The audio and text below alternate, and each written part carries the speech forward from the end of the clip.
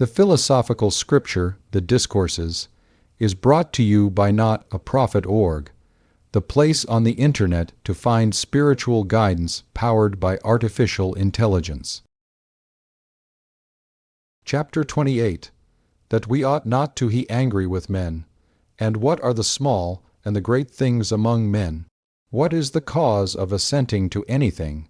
The fact that it appears to be true.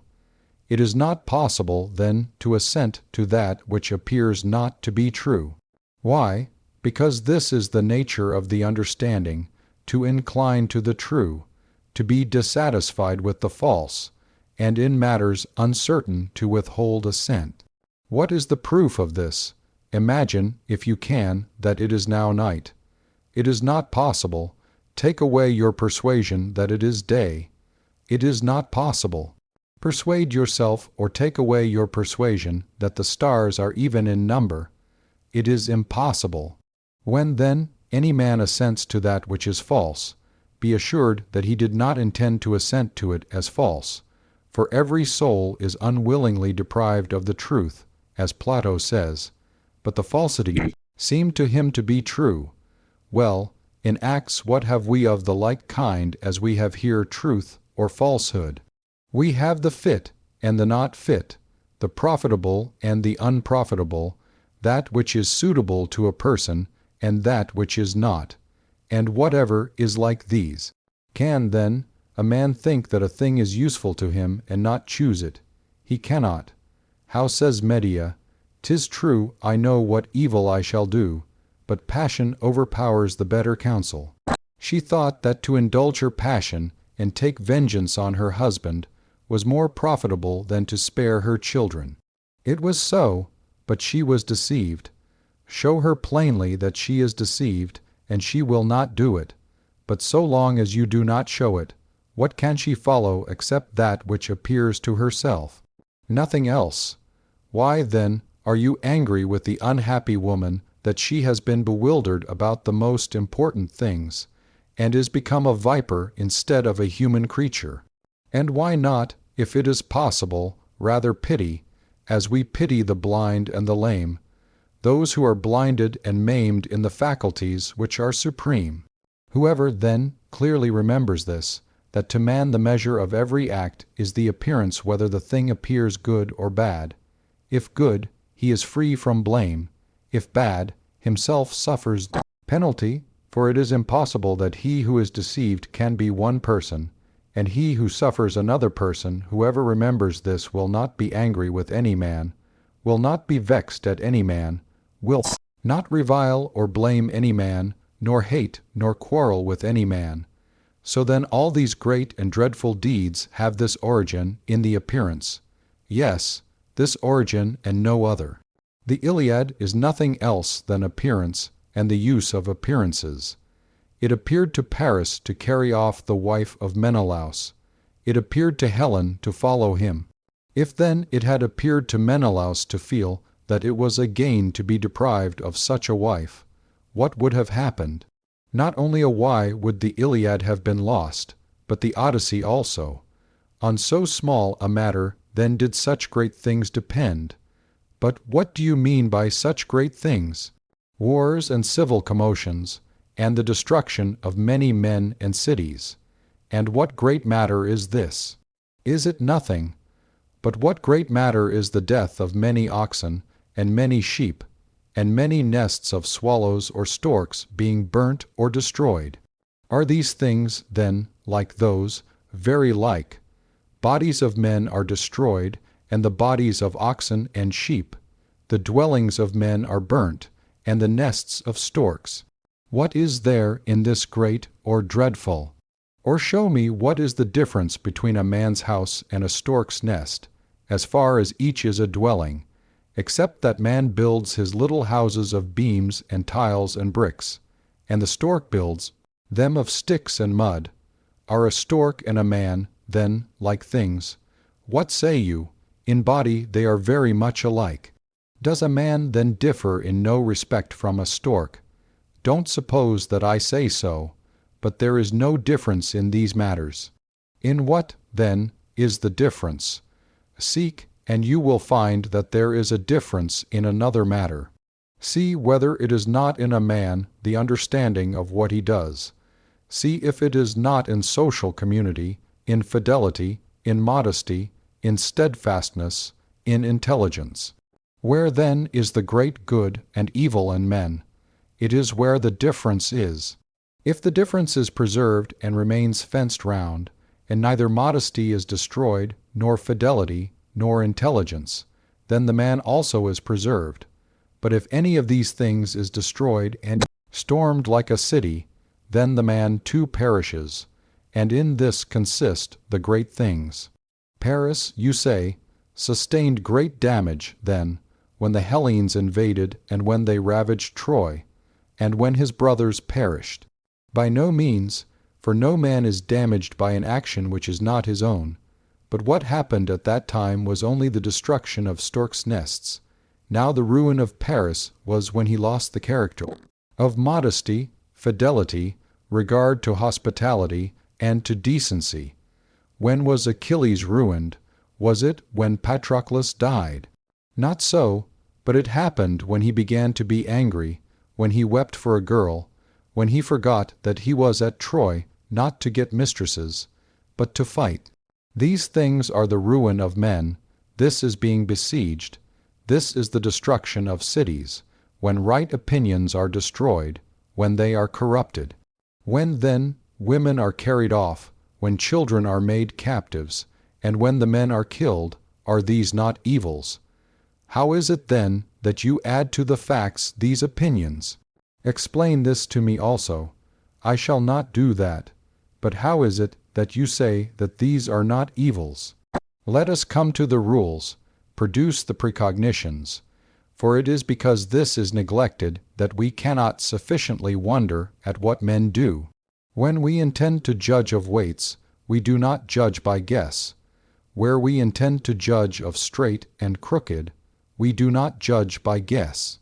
In all cases where it is our interest to know what is true in any matter, never will any man among us do anything by guess.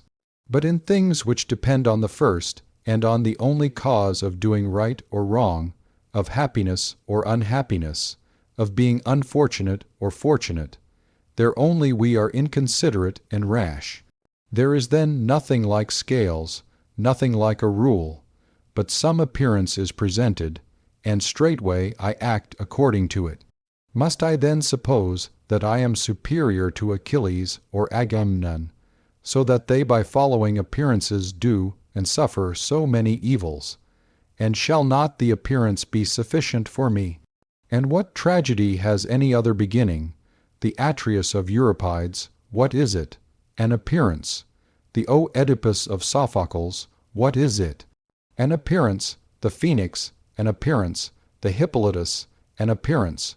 What kind of a man then do you suppose him to be who pays no regard to this matter? And what is the name of those who follow every appearance? They are called madmen. Do we then act at all differently? Chapter 29, on constancy.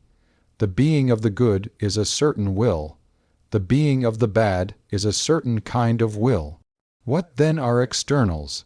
Materials for the will, about which the will being conversant shall obtain its own good or evil. How shall it obtain the good? If it does not admire the materials, for the opinions about the materials, if the opinions are right, make the will good.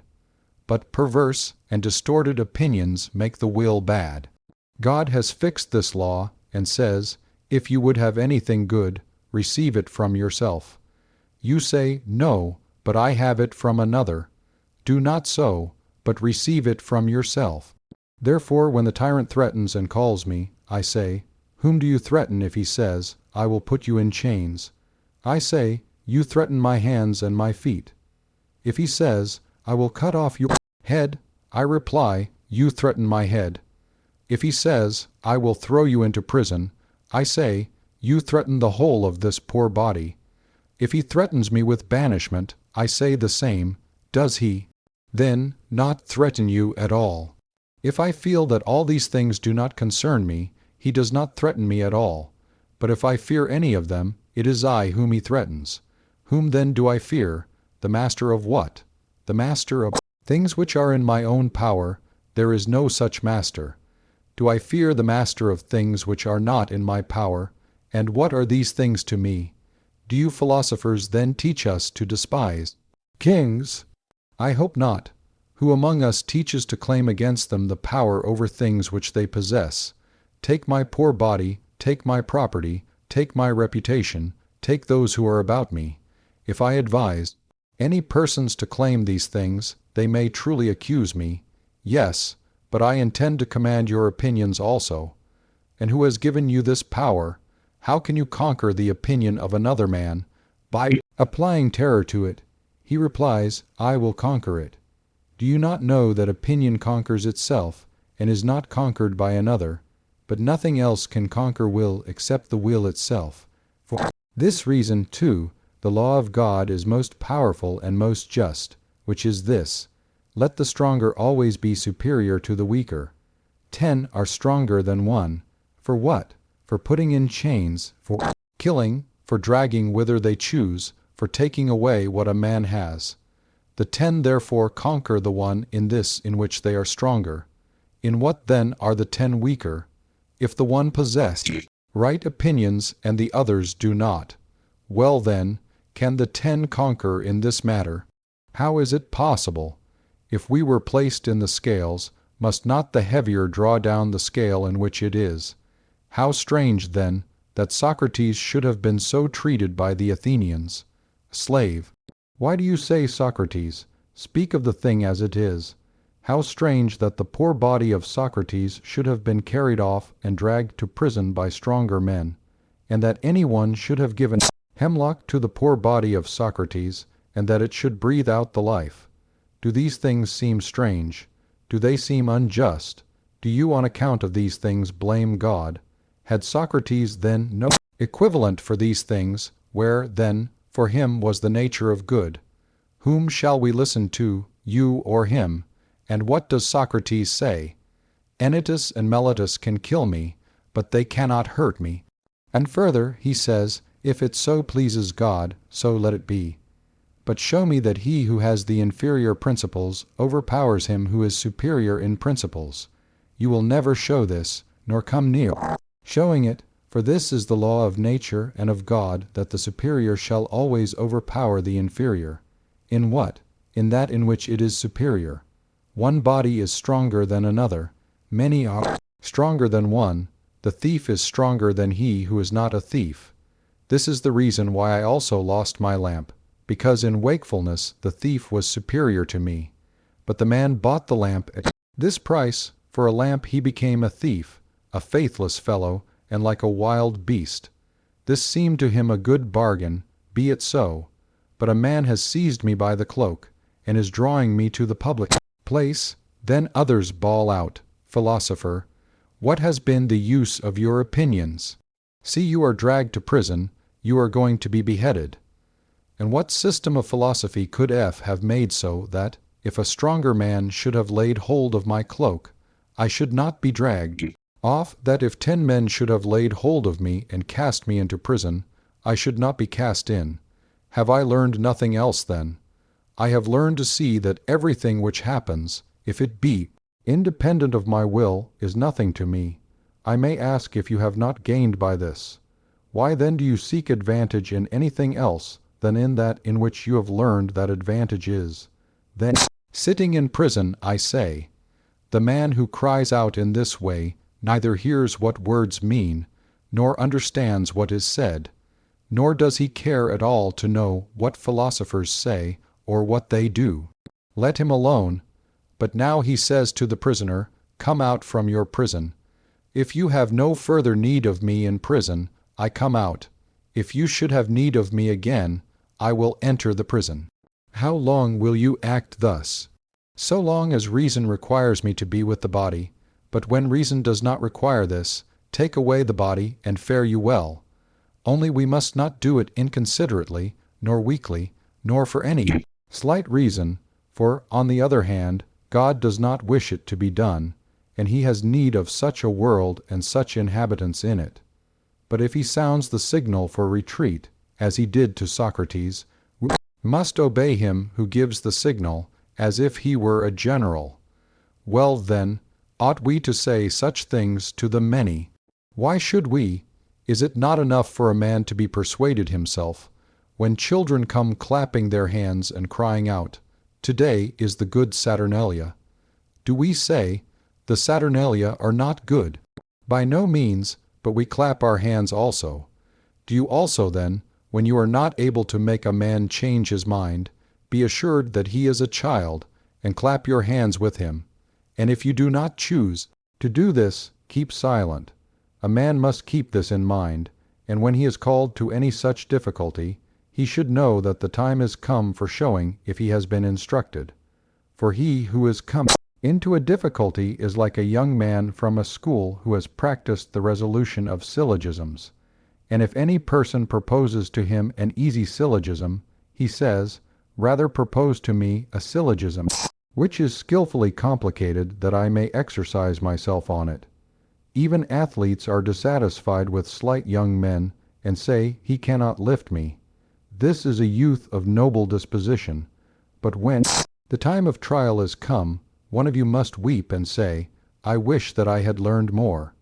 A little more of what? If you did not learn these things in order to show them in practice, why did you learn them? I think that there is someone among you who are sitting here, who is suffering like a woman in labor, and saying, "Oh, that such a difficulty does not present itself to me as that which has come to this man. Oh, that I should be wasting my life in a corner, when I might be crowned at Olympia. When will any one announce to me such a contest?" Such ought to be the disposition of all of you. Even among the gladiators of Caesar, there are some who complain grievously that they are not brought forward and matched, and they offer up prayers to God and address themselves to their superintendents entreating that they might fight. And will no one among you show himself such? I would willingly take a voyage for this purpose, and see what my athlete is doing, how he is studying his subject.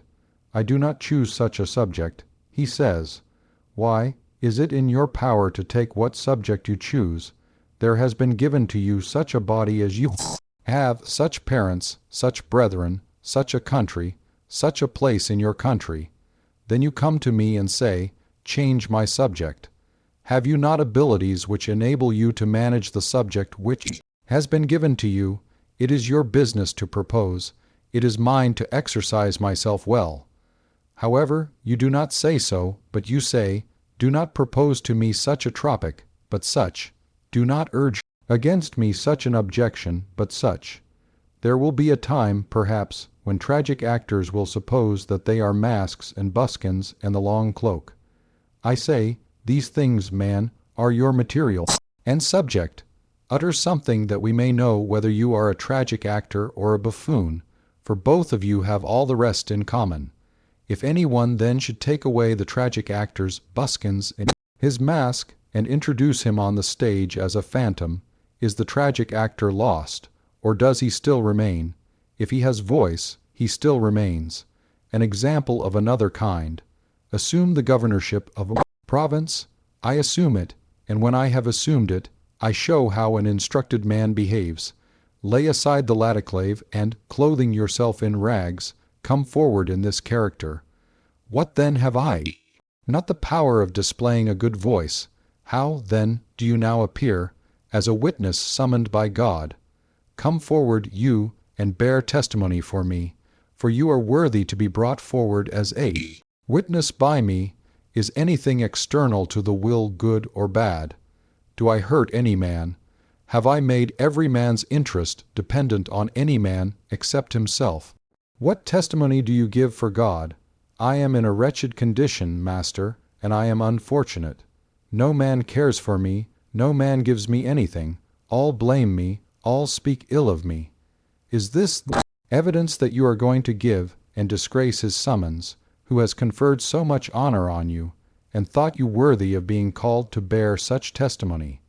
But suppose that he who has the power has declared, I judge you to be impious and profane. What has happened to you? I have been judged to be impious and profane. Nothing else, nothing else. But if the same person had passed judgment on an hypothetical syllogism, and had made a declaration, the conclusion that if it is day, it is light, I declare to be false, what has happened to the hypothetical syllogism? Who is judged in this case? Who has been condemned? The hypothetical syllogism, or the man who has been deceived by it? Does he, then, who has the power of making any declaration about you know what is pious or impious? Has he studied it, and has he learned it? Where? From whom? Then is it the fact that a musician pays no regard to him who declares that the lowest chord in the lyre is the highest, nor yet a geometrician if he declares that the lines from the center of a circle to the circumference are not equal. And shall he who is really instructed pay any regard to the uninstructed man when he pronounces judgment on what is pious and what is impious, on what is just and unjust? Oh, the signal wrong done by the instructed! Did they learn this here? Will you not leave the small arguments about these matters to others, to lazy fellows, that they may sit in a corner and receive their sorry pay? Or grumble that no one gives them anything, and will you not come forward and make use of what you have learned? For it is not these small arguments that are wanted now. The writings of the Stoics are full of them. What then is the thing which is wanted? A man who shall apply them, one who by his acts shall bear testimony to his words. Assume, I entreat you, this character, that we may no longer use in the schools examples of the ancients, but may have some example of our own. To whom then does the contemplation of these matters belong? To him who has leisure, for man is an animal that loves contemplation. But it is shameful to contemplate these things as runaway slaves do. We should sit, as in a theatre, free from distraction, and listen at one time to the tragic actor, at another time to the lute player, and not do as slaves do. As soon as the slave has taken his station, he praises the actor, and at the same time looks round. Then if any one calls out his master's name, the slave is immediately frightened and disturbed. It is shameful for philosophers thus to contemplate the works of nature. For what is a master? Man is not the master of man, but death is, and life and pleasure and pain. For if he comes without these things, bring Caesar to me, and you will see how firm I am. But when he shall come with these things, thundering and lightning, and when I am afraid of them, what do I do then except to recognize my master like the runaway slave? But so long as I have any respite from these terrors, as a runaway slave stands in the theatre, so do I. I bathe, I drink, I sing, but all this I do with terror and uneasiness. But if I shall release myself from my masters, that is from those things by means of which masters are formidable, what further trouble have I? What master have I still? What then? Ought we to publish these things to all men? No, but we ought to accommodate ourselves to the ignorant and to say, this man recommends to me that which he thinks good for himself. I excuse him. For Socrates also excused the jailer, who had the charge of him in prison, and was weeping when Socrates was going to drink the poison, and said, how generously he laments over us. Does he then say to the jailer that for this reason we have sent away the women? No, but he says it to his friends who were able to hear it, and he treats the jailer as a child. Chapter 30. What we ought to have ready in difficult circumstances. When you are going into any great personage, remember that another also from above sees what is going on, and that you ought to please him rather than the other. He, then, who sees from above asks you, in schools, what used you to say about exile and bonds and death and disgrace? I used to say that they are things indifferent. What then do you say of them now? Are they changed at all? No. Are you changed then? No. Tell me then what things are indifferent, the things which are independent of the will. Tell me also what follows from this. The things which are independent of the will are nothing to me. Tell me also about the good. What was your opinion? A will such as we ought to have, and also such a use of appearances. And the end, what is it? To follow thee. Do you say this now also? I say the same now also. Then go into the great personage boldly and remember these things, and you will see what a youth is who has studied these things when he is among men who have not studied them. I indeed imagine that you will have such thoughts as these. Why do we make so great and so many preparations for nothing? Is this the thing which men name power? Is this the antechamber? This the men of the bedchamber? This the armed guards? Is it for this that I listen to so many discourses? All this is nothing, but I have been preparing myself for something great. Discourses, Book 2, Chapter 1, that confidence is not inconsistent with caution, the opinion of the philosophers, perhaps seems to some to be a paradox, but still let us examine as well as we can, if it is true that it is possible to do everything both with caution and with confidence. For caution seems to be in a manner contrary to confidence, and contraries are in no way consistent. That which seems to many to be a paradox in the matter under consideration, in my opinion, is of this kind. If we asserted that we ought to employ caution and in the same things, men might justly accuse us of bringing together things which cannot be united. But now where is the difficulty in what is said? For if these things are true, which have been often said and often proved, that the nature of good is in the use of appearances, and the nature of evil likewise, and that things independent of our will do not admit either the nature of evil nor of good, what paradox do the philosophers assert if they say that where things are not dependent on the will, there you should employ confidence, but where they are dependent on the will, there you should employ caution? For if the bad consists in a bad exercise of the will, caution ought only to be used where things are dependent on the will. But if things independent of the will and not in our power are nothing to us, with respect to these we must employ confidence, and thus we shall both be cautious and confident, and indeed confident because of our caution, for by employing caution toward things which are really bad, it will result that we shall have confidence with respect to things which are not so. We are then in the condition of deer, when they flee from the huntsman's feathers in fright. Whither do they turn, and in what do they seek refuge as safe? They turn to the nets, and thus they perish by confounding things which are objects of fear with things that they ought not to fear. Thus we also act. In what cases do we fear? In things which are independent of the will.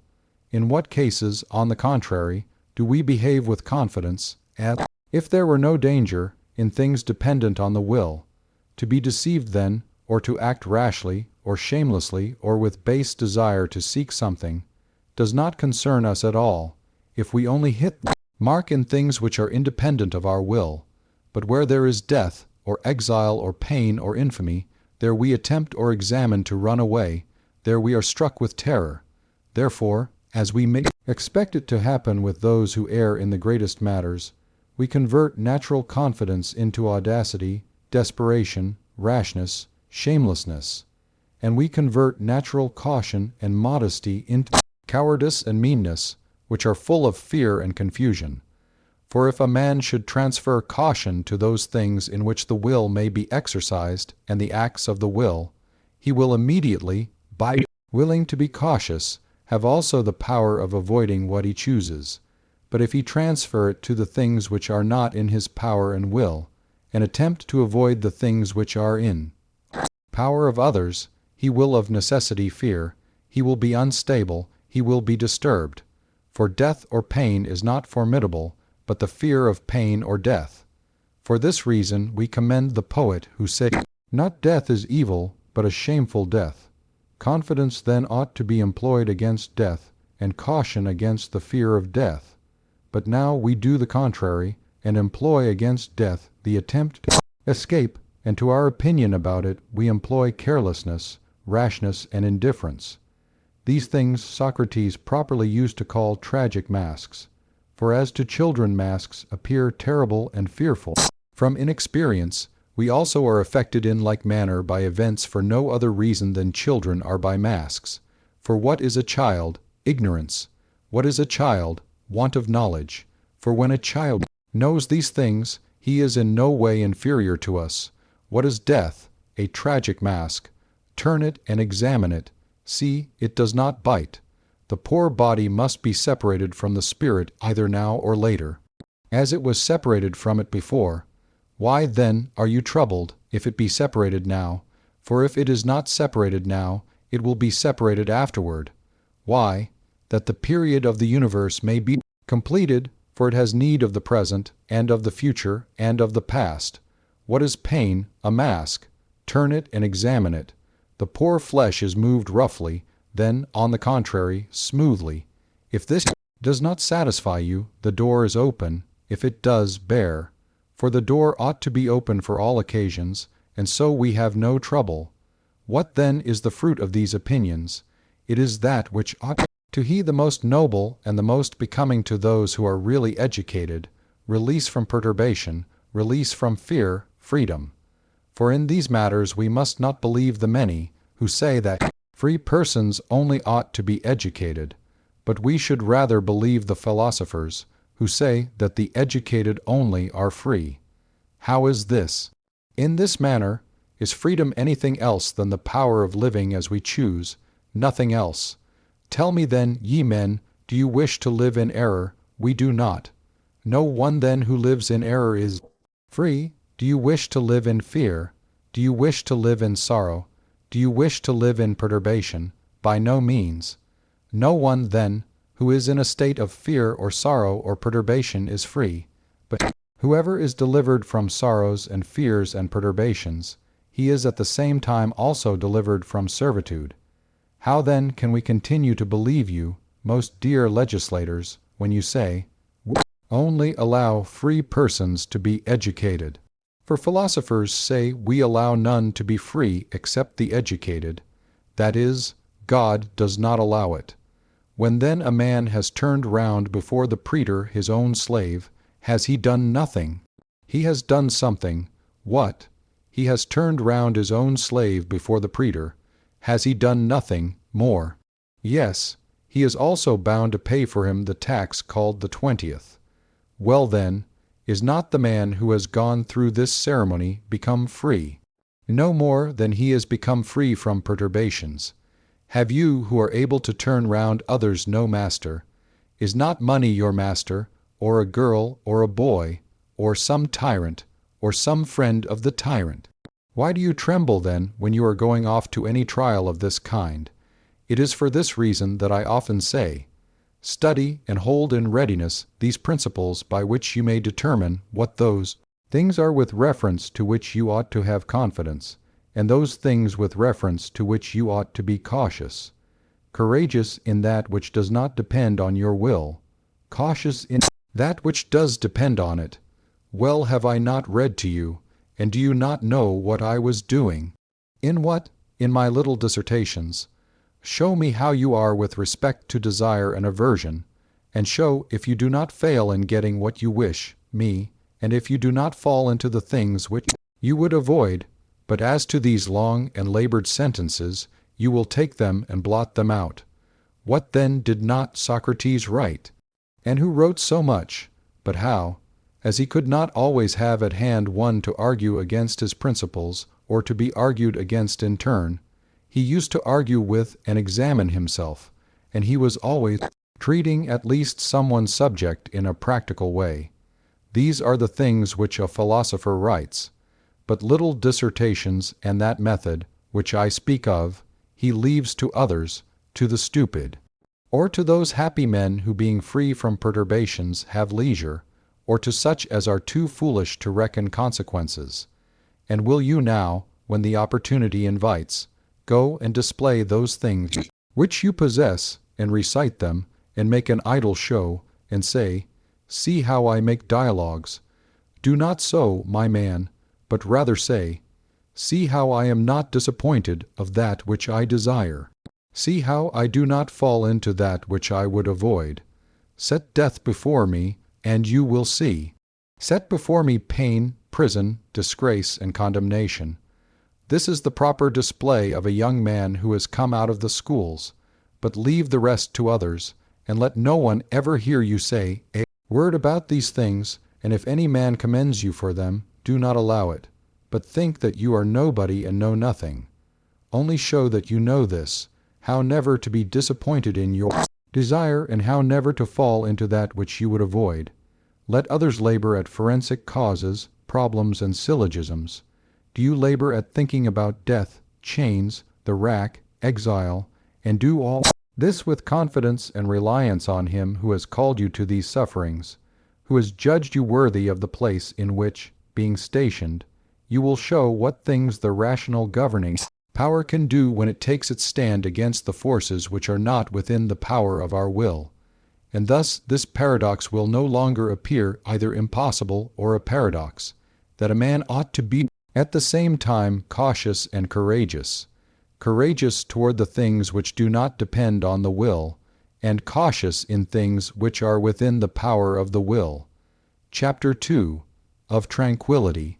Consider, you who are going into court, what you wish to maintain and what you wish to succeed in. For if you wish to maintain a will conformable to nature, you have every security, every facility. You have no troubles. For if you wish to maintain what is in your own power and is naturally free, and if you are content with these, what else do you care for? For who is the master of such things? Who can take them away? If you choose to be modest and faithful, who shall not allow you to be so? If you choose not to be restrained or compelled, who shall compel you to desire what you think that you ought not to desire? Who shall compel you to avoid what you do not think fit to avoid? But what do you say? The judge will determine against you something that appears formidable, but that you should also suffer in trying to avoid it. How can he do that? When then the pursuit of objects and the avoiding of them are in your power, what else do you care for? Let this be your preface, this your narrative, this your confirmation, this your victory, this your peroration, this your applause. Therefore Socrates said to one who was reminding him to prepare for his trial, "Do you not think, then, that I have been preparing for it all my life? By what kind of preparation? I have maintained that which was in my own power. How then? I have never done anything unjust either in my private or in my public life. But if you wish to maintain externals also, your poor body, your little property, and your little estimation, I advise you to make from this moment all possible preparation, and then consider both the nature of your judge and your adversary. If it is necessary to embrace his knees, embrace his knees. If to weep, weep. If to groan, groan. For when you have subjected to externals what is your own, then be a slave and do not resist, and do not sometimes choose to be a slave, and sometimes not choose, but with all your mind be one or the other, either free or a slave, either instructed or uninstructed, either a well-bred cock or a mean one, either endure to be beaten until you die or yield at once, and let it not happen to you to receive many stripes and then to yield. But if these things are base, determine immediately where is the nature of evil and good. It is where truth is. Where truth is and where nature is, there is caution. Where truth is, there is courage where nature is. For what do you think? Do you think that, if Socrates had wished to preserve externals, he would have come forward and said, "Anytus and Meletus can certainly kill me, but to harm me they are not able"? Was he so foolish as not to see that this way leads not to the preservation of life and fortune, but to another end? What is the reason, then, that he takes no account of his adversaries, and even irritates them? Just in the same way my friend Heraclitus, who had a little suit in Rhodes about a bit of land, and had proved to the judges that his case was just, said, when he had come to the peroration of his speech, "I will neither entreat you, nor do I care what wise judgment you will give, and it is you rather than I who are on your trial."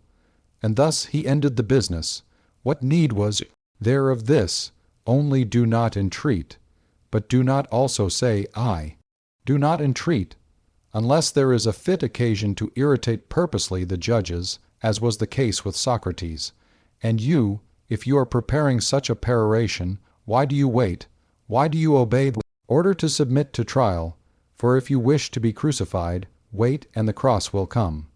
But if you choose to submit and to plead your cause as well as you can, you must do what is consistent with this object, provided you maintain what is your own. For this reason also it is ridiculous to say, suggest something to me. What should I suggest to you? Well, form my mind so as to accommodate itself to any event. Why, that is just the same as if a man who is ignorant of letters should say, tell me what to write when any name is proposed to me. For if I should tell him to write Dion, and then another should come and propose to him not the name of Dion but that of Theon, what will be done? What will he write? But if you behave practiced writing, you are also prepared to write anything that is required. If you are not, what can I now suggest? For if circumstances require something else, what will you say or what will you do? Remember, then, this general precept, and you will need no suggestion. But if you gape after externals, you must of necessity ramble up and down in obedience to the will of your master. And who is the master? He who has the power over the things which you seek to gain or try to avoid.